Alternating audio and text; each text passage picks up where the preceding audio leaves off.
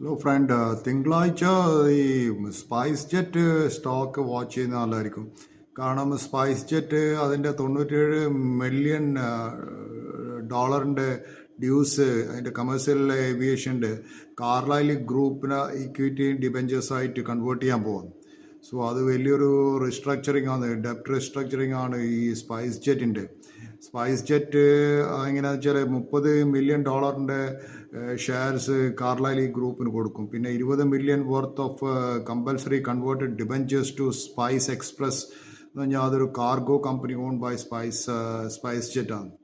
So Spice ജെറ്റിൻ്റെ stock ഇപ്പോൾ തിങ്കളാഴ്ച എങ്ങനെ മൂവ് ചെയ്യുന്നുള്ള may be it may go above 100 എന്നാണ് എനിക്ക് തോന്നുന്നത്. കാരണം ഇത്ര വലിയൊരു ഇൻവെസ്റ്റേഴ്സ് അതിൻ്റെ അകത്ത് വന്ന സ്ഥിതിക്ക് സ്പൈസ് ജെറ്റ് വിൽ റീസ്ട്രക്ചർ. പിന്നെ വേറൊരു കാര്യം ഞാൻ പറയാം, നമ്മൾ ഇലക്ഷൻ അടുത്തുകൊണ്ട് ഗവൺമെൻറ് പെട്രോളിൻ്റെ ഡീസലിൻ്റെ പ്രൈസ് പിന്നെയും കട്ട് ചെയ്യാമെന്നാണ് കേട്ടത് ഇന്നത്തെ ന്യൂസ് പ്രകാരം. സോ അത് ഓൾസോ ഗുഡ് ന്യൂസ്.